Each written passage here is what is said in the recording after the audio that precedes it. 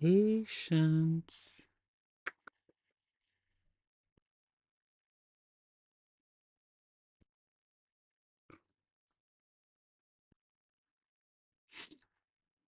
Mm-hmm.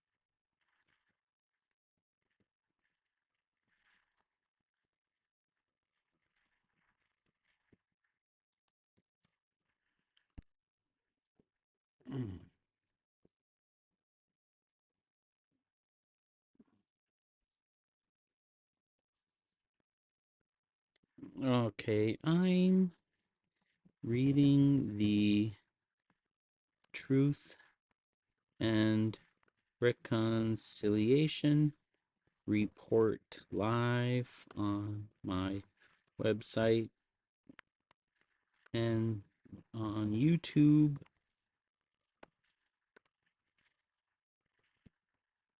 You can join in on the discussion.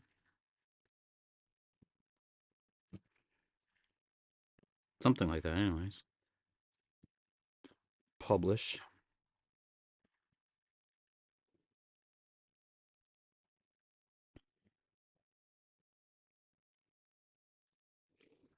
Okay.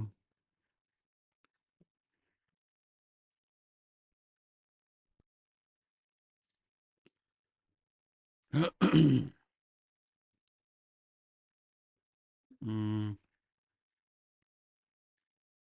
several ways I can do this, I think.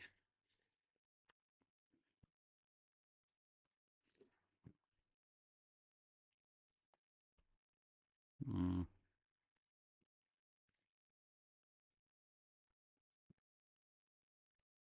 that is definitely on some sort of time delay.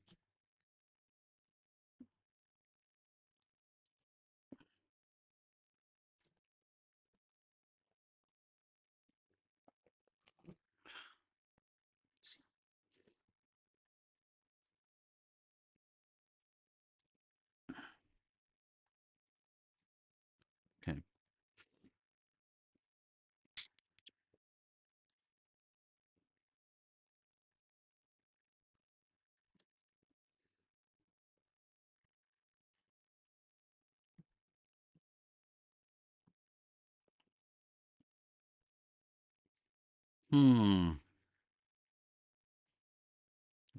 This one.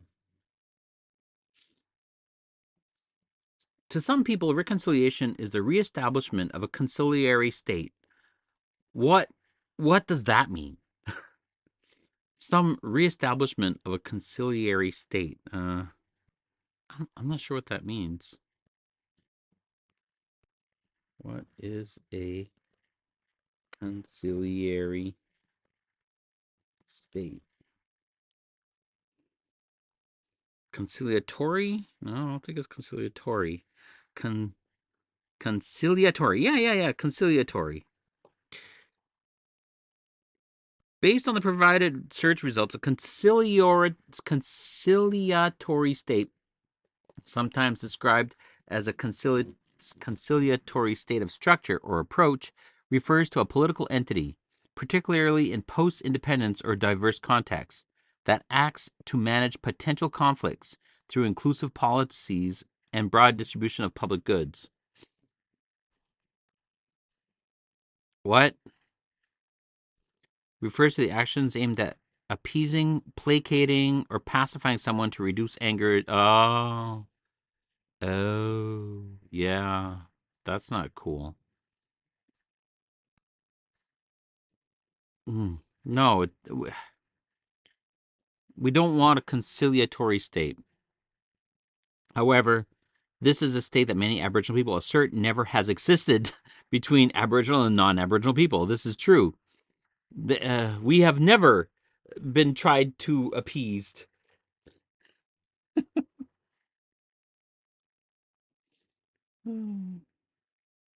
That's hilarious. The very thought of anyone trying to appease Indigenous people. To others, reconciliation in the context of Indian residential schools is similar to dealing with a situation of family violence. It's about coming to terms with events of the past in a...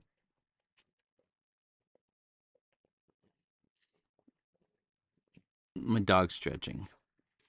To others, reconciliation in the context of Indian residential schools is similar to dealing with a situation of family violence. It's about returning to terms with events, it's about coming to terms with events of the past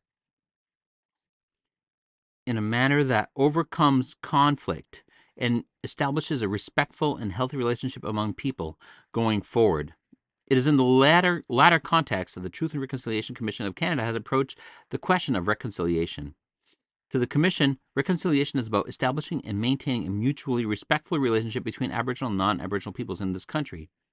In order for that to happen, there has to be awareness of the past, acknowledgement of the harm that has been inflicted, atonement for the causes, and action to change behavior. I really wish, it's not just, to me, it's not just about realizing what happened in the past, but the thought behind it, you know? What was the, what drove it? What was the underlying cause? And I think it's like this idea that there is a supremacy, that somebody is above somebody else, that there's no equality.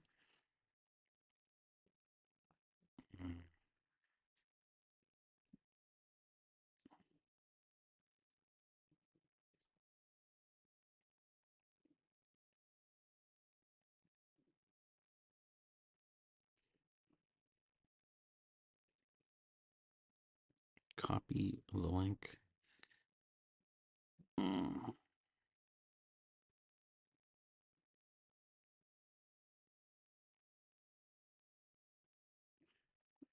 So let's take a look at what was the mindset that started the entire thing to begin with. And it was to eliminate, to try to get the land, to try to take the resources from the land, when there was a treaty that said that we can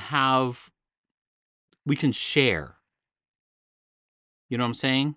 That there's a method there that we could share in the share the land, treat it respectfully, you know, and they didn't want to share.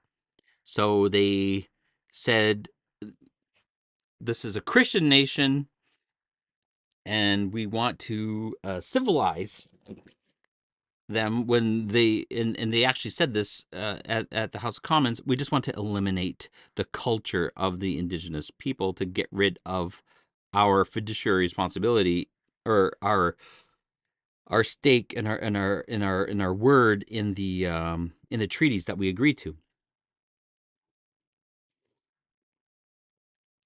So I don't think it's so much about coming to terms with events of the past.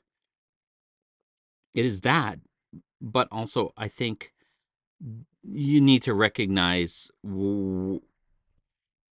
how damaging white supremacy is. To the Commission, reconciliation is about reestablishing and maintaining a mutually respectful relationship. I already read that. We are not there yet. The relationship between Aboriginal and non-Aboriginal peoples is not mutually respectful one. But we believe we can get there, and we believe we can maintain it. Our ambition is to show how we can do that.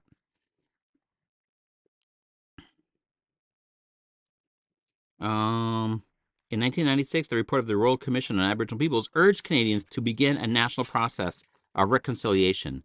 That would have set the country on a bold new path, fundamentally changing the very foundations of Canada's relationship with Aboriginal peoples. Much of the Royal Commission had to say Much of what the Royal Commission had to say has been ignored by the government. The majority of its recommendations were never implemented, but the report and its findings opened eyes and changed the conversation about the reality of the Aboriginal people in this country. You know, because they're ignoring a lot of what the Royal Commission um, had recommended, we're running into problems right now, and the problems are like not just harming Indigenous people, which is definitely is harming Indigenous people in the form of the RCMP, um, shooting Native people, but it's also hurting the land itself. I believe that's my thought, anyways.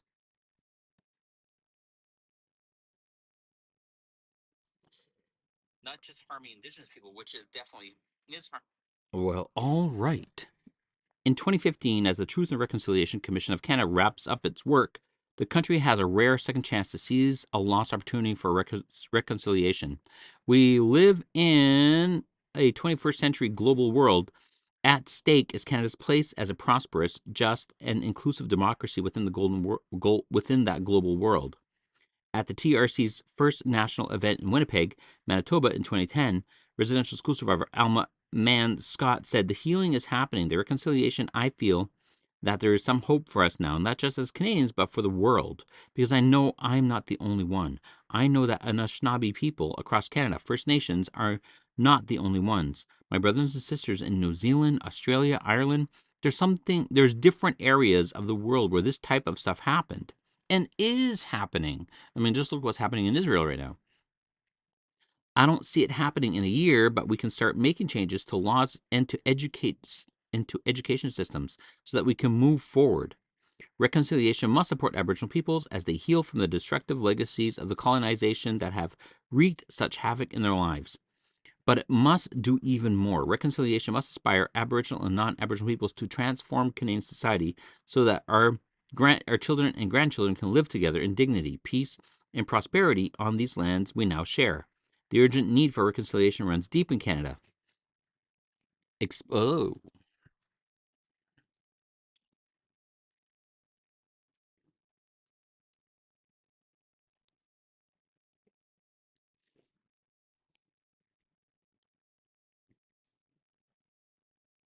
Mm, the urgent need for reconciliation runs deep in Canada.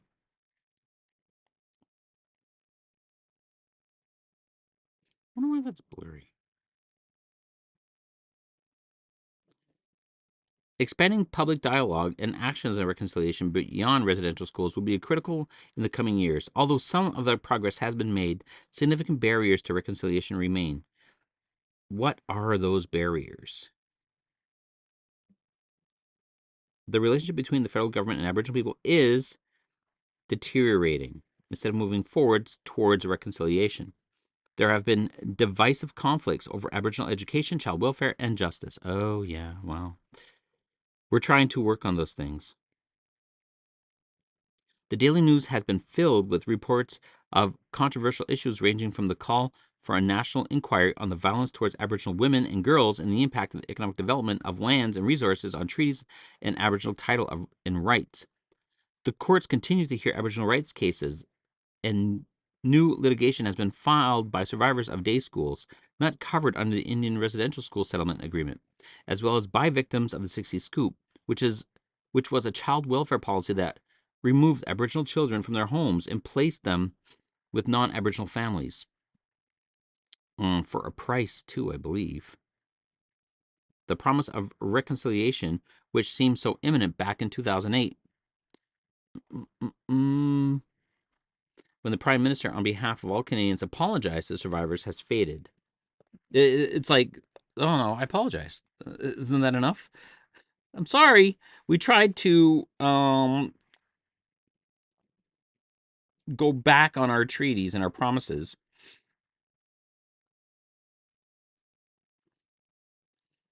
Too many Canadians know little or nothing about the deep historical roots of these conflicts. Hence me reading this, but not that I get a large audience, but I'm trying, damn it.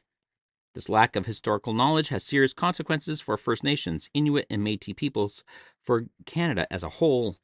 In government circles, it makes for poor public policy decisions. In the public realm, it reinforces racist attitudes and fuels civic distrust between Aboriginal peoples and other Canadians. Too many Canadians still do not know the history of Aboriginal people's contributions to Canada, or understand that by virtue of the historical and modern treaties negotiated by our government, we are all treaty people. Yeah, because it's the very foundation of Canada, right? It's what created Canada uh, as a whole. So there has to be a signee. There has to be two partners that signed onto the treaties. It's not a declaration of conquest. It's an agreement between two nations that uh, couldn't defeat one another. A stalemate, if you will.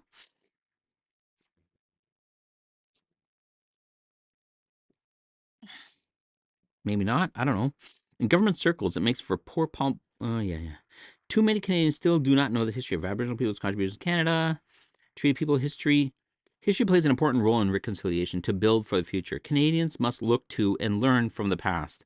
As commissioners, we understood from the start that although reconciliation could not be achieved during the TRC's lifetime, the country could and must take ongoing positive and concrete steps forward.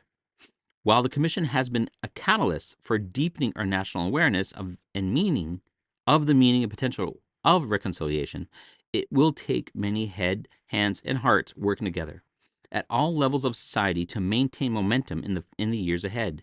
It will also take sustained political will at all levels of government and concerted material resources. The thousands of survivors who publicly shared their residential school experiences at TRC events in every region of this country have launched a much needed dialogue about what is necessary to heal themselves, their families, communities, and the nation. Canadians have much to benefit from listening to the voices, experiences, and wisdom of survivors, elders, and traditional knowledge keepers, and much more to learn about reconciliation. Aboriginal peoples have an important contribution to make to reconciliation. Their knowledge systems, oral histories, laws, and connections to the land have vitally informed the reconciliation process to date and are essential to its ongoing progress. At a traditional Knowledge Keepers Forum sponsored by the TRC, Anishinaabe elder Mary Deliri spoke about the responsibility for reconciliation that both Aboriginal and non-Aboriginal people carry. She emphasized that the work of reconciliation must continue in ways that honor the ancestors, respect the land, and rebalance relationships, she said. I'm so filled with belief and hope because when I hear your voices at the table, I hear and know that the responsibilities that our ancestors carried are still being carried, even though all of the struggles, even though all of what has been disrupted, we can still hear the voices of the land. We can hear the care and love for the children. We can hear about our law. We can hear about our stories, our governance, our feasts, and our medicines. We have work to do. That work we are already doing as Aboriginal peoples. Our relatives who have come from across the water, non Aboriginal people, you still have work to do on your road. The land is made up of the dust of our ancestors' bones. And so, to reconcile with this land and everything that has happened, there is much work to be done in order to create balance. At the Victoria Regional event in 2012, survivor Archie Little said, "For me, reconciliation is righting a wrong. And how do we do that? All these people in this room, a lot of non-Aboriginals, a lot of Aboriginals that probably didn't go to residential school, we need to work together. My mother had a high standing in our culture ways. We lost that. It was taken away. And I think it's time for you non-Aboriginals to go to your politicians and tell them that we have to take responsibility for what happened. We have to work together." The Reverend Stan McKay of the United Church, who is also a survivor, believes that reconciliation can happen only when everyone accepts responsibility for healing in ways that foster respect, he said. There must be a change in perspective about the way in which Aboriginal people would be engaged with Canadian society in the quest for reconciliation. We cannot perpetuate the paternalistic concept that only Aboriginal peoples are in need of healing. The perpetrators are wounded and marked by history in ways that are different from the victims, but both groups require healing. How can a conversation about reconciliation take place if all involved do not adopt an attitude of humility and respect? We all have stories to tell in order to grow in tolerance and understanding. We must listen to the stories of others. Over the past years, the Truth and Reconciliation Commission of Canada urged Canadians not to wait until our final report was issued before contributing to the reconciliation process. We have been encouraged to see that across the country, many people have been answering that call. The youth of this country are taking up the challenge of reconciliation. Aboriginal and non-Aboriginal youth who attended the TRC national events made powerful statements about why reconciliation matters to them. At the Alberta National event in Edmonton in March 2014, an Indigenous youth spoke on behalf of national Indigenous and non-Indigenous collaboration known as the 4Rs Youth Movement. Jessica Bolduc said, "We have re-examined our thoughts and beliefs around colonialism and have made a commitment to unpack our own baggage and to enter into a new relationship with each other, using this momentum to move our country forward in light of the 150th anniversary of the Confederation of Canada in 2017. At this point in time, we ask ourselves, what does that anniversary mean for us as Indigenous youth and non-Indigenous youth? How do we arrive at the day when with something we can celebrate together? Our hope is that one day we will live together and recognize nations within a country we can all be proud of." In 2013, the British Columbia National event in Vancouver, where over 5,000 elementary and secondary school students attended Education Day, several non-Aboriginal youth talked about what they had learned. Matthew Menezes said, "I'll never forget this day. This is the first day they ever told us about the residential schools. If I were to see someone who's Aboriginal, I'd ask them if they can speak their language because I think speaking their language is a pretty cool thing." Antonio Yordao said, "It makes me sad for those kids. They took them away from their homes. It was torture. It's not fair. They took them away from their homes. I don't agree with that. It's really wrong. And some of the worst things that Canada did." Cassidy Morris said, "It's good that we're finally learning about what happened." Jacqueline Byers told us, "I hope that events like this are able to bring the closure to the horrible things that happened, and that a whole lot of people now recognize that crime happened and that we need to make amends for it."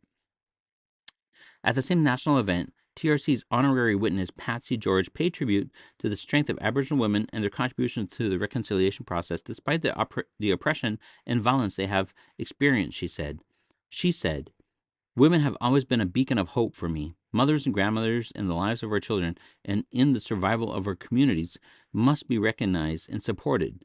The justified rage we all feel and share today must be turned into instruments of transformation of our hearts and our souls, clearing the ground for respect, love, honesty, humility, wisdom, and truth. We owe it all to those who suffered, and we owe it to the children of today and tomorrow. May this day and the days ahead bring us peace and justice." Aboriginal and non-Aboriginal Canadians from all walks of life spoke to us about the importance of reaching out to one another in ways that create hope for a better future. Whether one is First Nations, Inuit, Métis, a descendant of European settlers, a member of minority groups, and suffered historical discrimination in Canada, or a new Canadian, we are all inherit both the benefits and obligations of Canada. We are all treaty people who share responsibility for taking action and reconciliation. Without truth, justice, and healing, there can be no genuine reconciliation. Reconciliation is not about closing a sad chapter of Canada's past, but about opening new healing pathways of reconciliation that are forged in truth and justice. We are mindful that knowing the truth about what had happened in residential schools in and of itself does not necessarily lead to reconciliation. Yeah, the residential schools was like a part of it, but it's not the only thing. Because like the goal was to, it wasn't to send and educate Native people. That wasn't the goal. The goal was to assimilate, to do away with the culture itself, through and under the guise of education.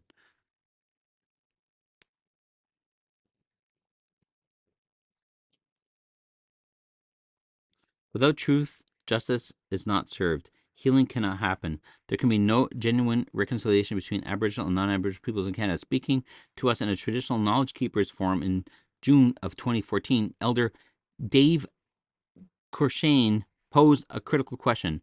When you talk about truth, whose truth are you talking about? The commissioner's answer to Elder Corchain's question is that by truth, we mean not only the truth revealed in government and church and residential school documents, but also the truth of lived experiences as told to us by survivors and others in their statements.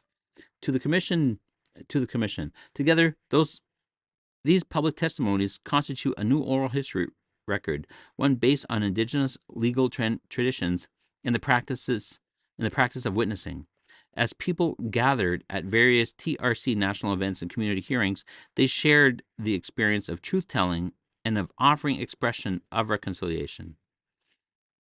Over the course of its work, the Commission inducted a growing circle of TRC honorary witnesses. Their role has been to bear official witness to the testimonies of survivors and their families, former school staff and their descendants, governments and church officials, and any others whose lives have been affected by the residential school systems, or by the residential schools. Beyond the work of the TRC, the honorary witness have pledged their commitment to the ongoing work of reconciliation between Aboriginal and non-Aboriginal peoples, who also encourage everyone who attended TRC national events or community hearings to see themselves as witnesses also, with an obligation to find ways of making reconciliation a concrete reality in their own lives, community schools, and workplaces. As Elder Jim Dumont explained at a traditional Knowledge Keepers forum in June 2014, in Ojibwe thinking, to speak the truth is to actually speak from the heart. At the community hearing in Key First Nation, Saskatchewan in 2012, survivor Wilfred Whitehawk told us he was glad that he disclosed his abuse. I don't regret it because it taught me something. It taught me to talk about truth, about me, to be honest about who I am. I am very proud of who I am today. It took me a long time, but I'm here. I'm there. And what I have, my values and belief systems, are mine, and no one is going to impose theirs on me. And no one today is going to take advantage of me, man or woman, the government or the RCMP, because I have a voice today. I can speak for me, and no one can take that away. Survivor and the child of survivors, Vitalin Elsie Jenner, said, I'm quite happy to be able to share my story. I want the people of Canada to hear, to listen, for it is the truth. I also want my grandchildren to learn from me that yes, it did happen. Another descendant of survivors, Daniel Elliott, told the commission, I think all Canadians need to stop and take a look and not look away. Yeah, it's embarrassing. Yeah, it's an ugly part of our history. We don't want to know about it. What I want to see.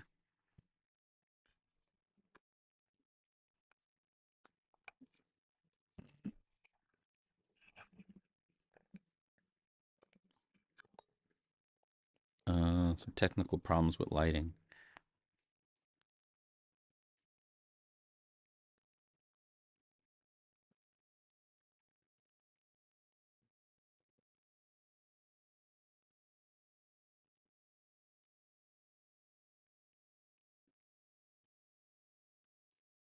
Um, I think all Canadians need to stop and take a look at and not look away. Yeah, it's embarrassing. Yeah, it's an ugly part of our history. We don't want to know about it. What I want to see from the commission is to what I want to see from the commission is to rewrite the history books so that other generations will understand and not go through the same thing that we're going through now, like it never happened.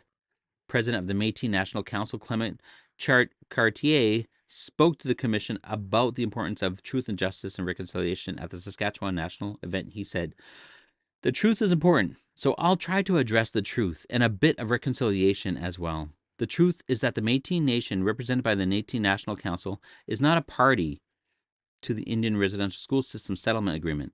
And the truth is that the exclusion of the Métis Nation or the Métis as a people is reflected throughout this whole period, not only in the Residential School System Settlement Agreement, but in the apology made to Canada as well. We are, however, the products of the same assimilationist policy to the federal government foisted upon the Treaty Indian kids.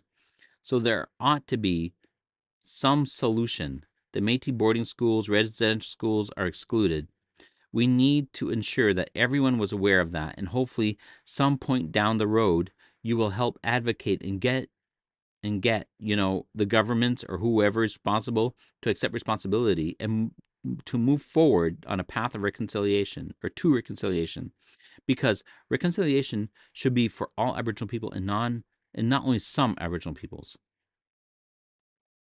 At the British Columbia National event, the former Lieutenant Governor of British Columbia, the Honorable Stephen Point, said, and so many of you have said today that so many of the witnesses that came forward said, I cannot forgive. I'm not ready to forgive. And I wondered why. Reconciliation is about hearing the truth, that's for sure. It's also about acknowledging that truth, acknowledging that what you've said is true, accepting responsibility for your pain, and putting those children back in the place they would have been had they not been taken from their homes. What are the blockages of reconciliation? The continuing poverty in our communities and the failure of our government to recognize that, yes, we own the land, stop the destruction of our territories, and for God's sake, stop the death of so many of our women on the highways across this country. I'm going to continue to talk about reconciliation, but just as important, I'm going to foster healing in our own people so that our children can avoid this pain, can avoid the destruction, and finally take a rightful place in this our Canada. Mm.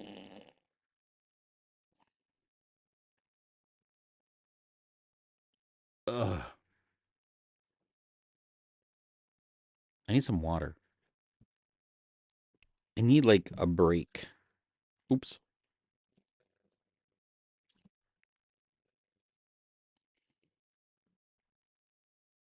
How long has this been going on, anyways? Uh, a while? It's been going on for a while, Gary. Mm.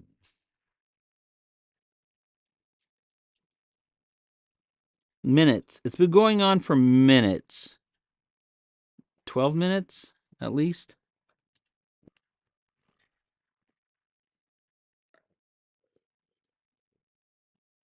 Also, I gotta go check um the fire. I don't want it to get cold in here because I don't like being cold. I'll be right back. Here, you can read some of the take a little read.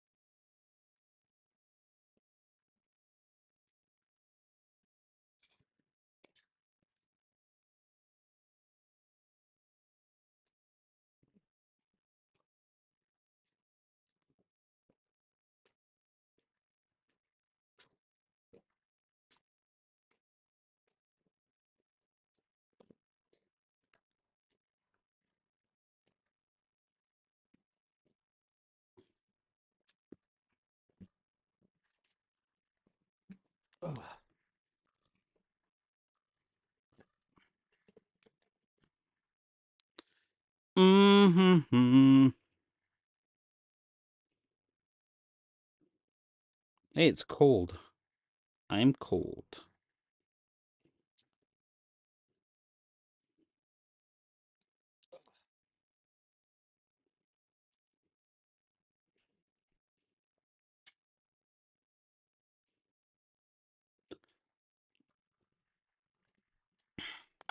So I really need to make coffee.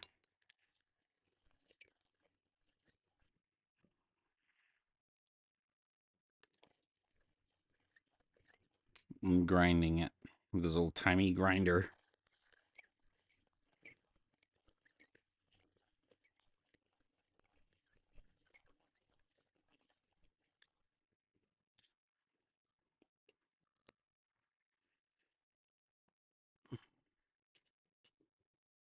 Mm.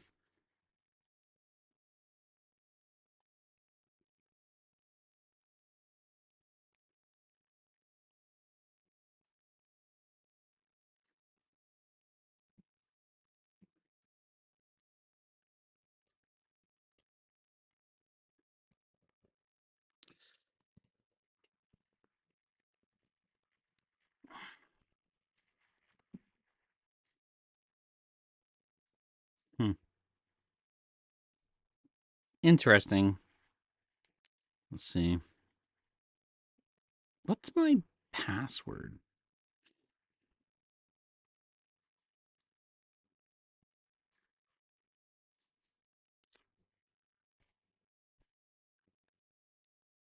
Yeah, I know I need coffee because I'm distracted very easily.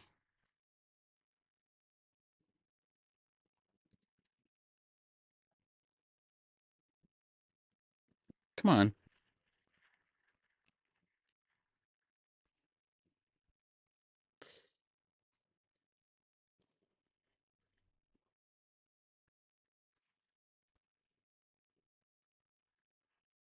Okay. Hmm. Hopefully this works. Oh, so far it's not working.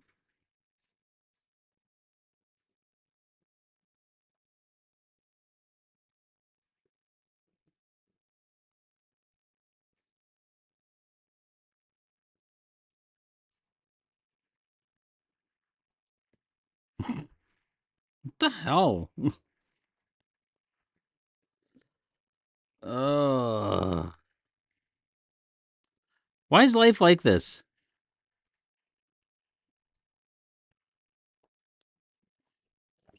I'm trying to do something, but it's not. It's not going well.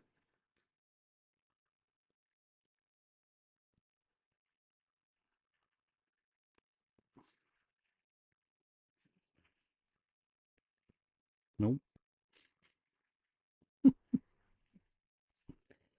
Uh, oh man. Okay. Well, how about like this then?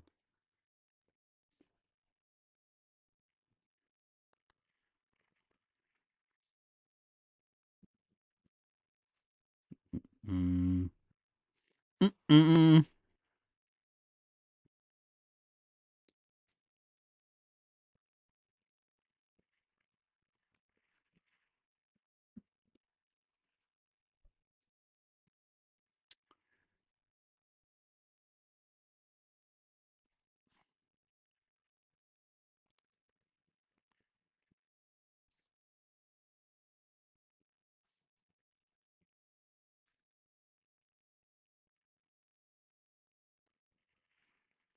How about like that then?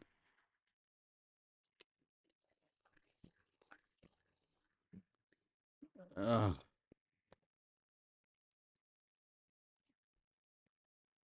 Why is life like this?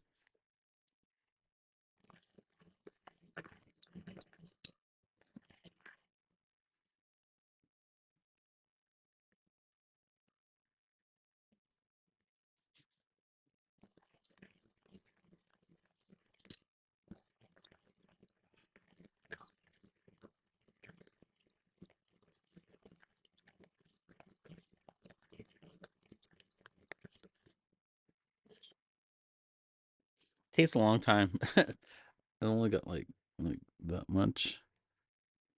Mm.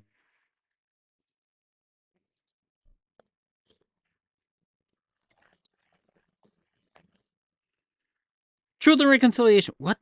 You know, they say reconciliation so much in this report. It's kind of like gone into the abstract meaning. Reconcile. So you can't reconcile something until you know what you're reconciling, right? Reconciling in I think they do that. It's kind of like an accounting term, which is sucks. That's an accounting term. You gotta reconcile your yearly records. Why do they use an accounting term?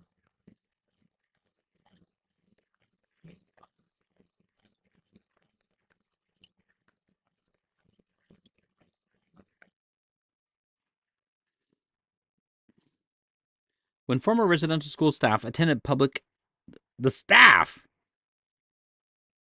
When former residential school staff attended public TRC events, some thought it was most important to hear directly from survivors, even though their own perspectives and memories of the schools might differ from those of the survivors. At the community hearing in Thunder Bay, Ontario, Merle Niley, who worked at the Poplar Hill Residential School in the early 1970s, said, "I think it would be valuable for people who have been involved in the schools to hear stories personally.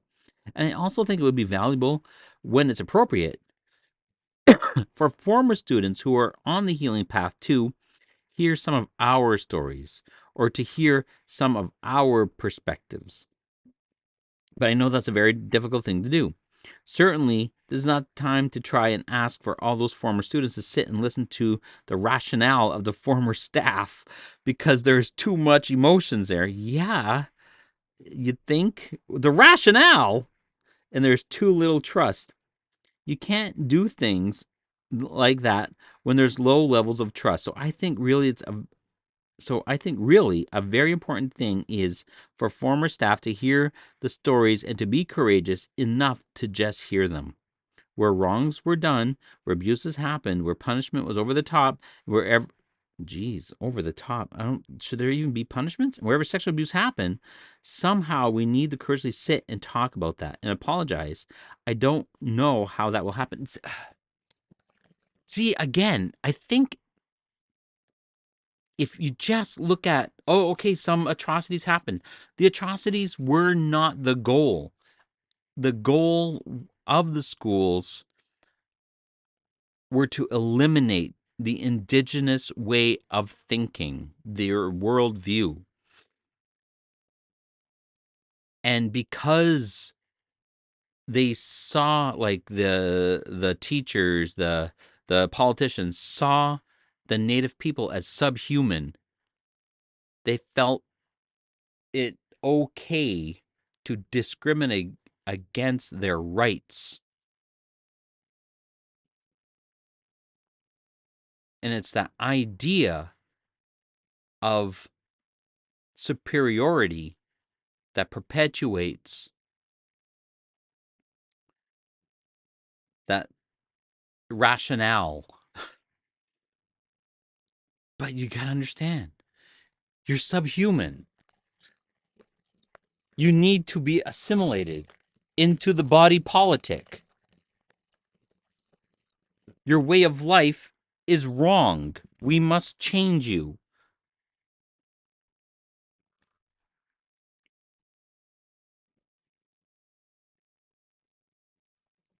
She's probably not going to say it in those terms, but it's going to be damn close to that, right?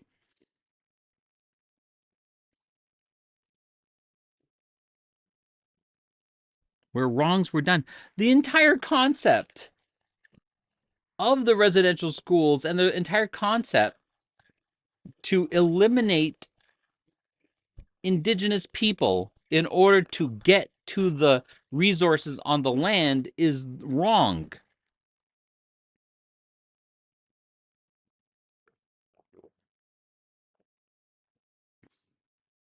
So, in reconciliation, that's what needs to be reconciled. that there is this idea that we are saving the indigenous people from themselves. We're going to come in on our white horse and save them. We don't need to be saved. We were thriving. We weren't surviving in North America. We were thriving in North America.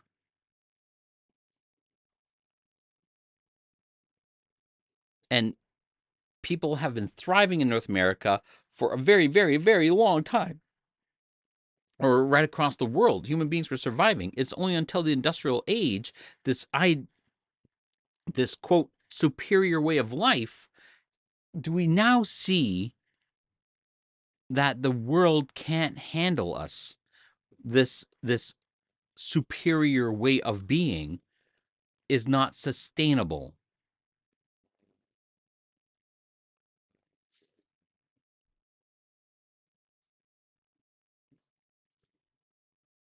Is it Nisley or Nesley?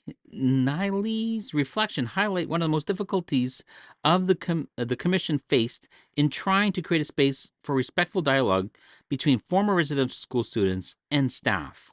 While in most cases this was possible, in other instances, survivors and their family members found it very difficult to listen to former staff, particularly if they perceived the speaker to be an apologist for the schools.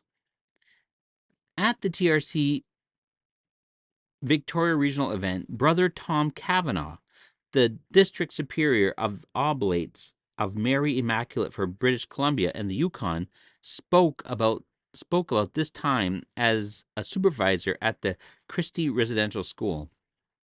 What I experienced over the 6 years I was at Christie Residential Schools was a staff, native and non-native alike, working together to provide as much as possible a safe, loving environment for the children attending Christie's school. Was it a perfect situation? No, it wasn't a perfect situation. But again, there didn't seem to be, at that time, any other viable alternative to providing a good education for so many children who lived in relatively small and isolated communities. Come on. Come on.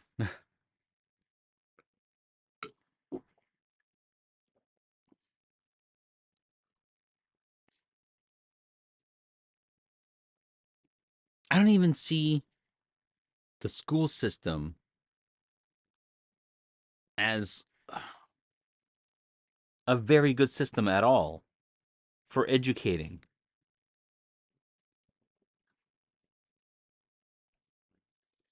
It's, well, not especially.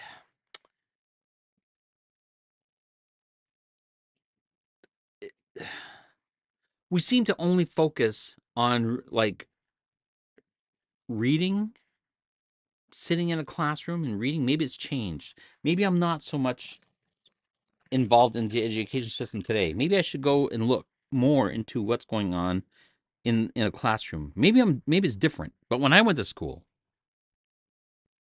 it wasn't good. What do they the We don't expect much from our students is what I was told. So you're not going to challenge them. You're not going to challenge the students. You're not going to try to reach them. You're not going to try to do your job. It was like all you had to do, it wasn't even education. It was more like memorizing what's in the textbook and write out in the test what you read. You didn't have to comprehend anything. You just gotta write it out. You did good if you're good at memory.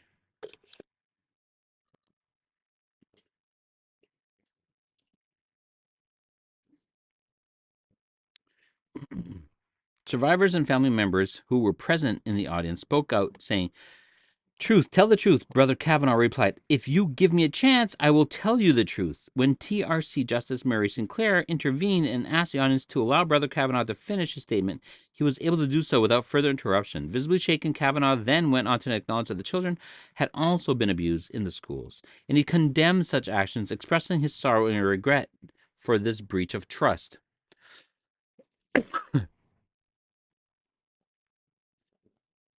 Yeah, there was abuse, but that, like, oh, I should really, can, is there a way to highlight these things? Here, there's a highlighter.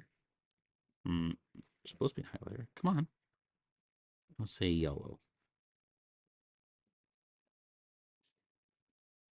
All right. Okay. If we go, and that was on page what? Page 14.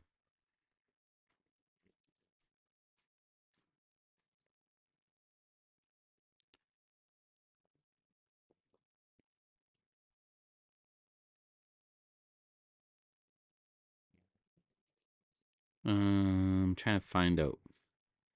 Canada asserted control over Aboriginal land. Some locations, Canada negotiated treaties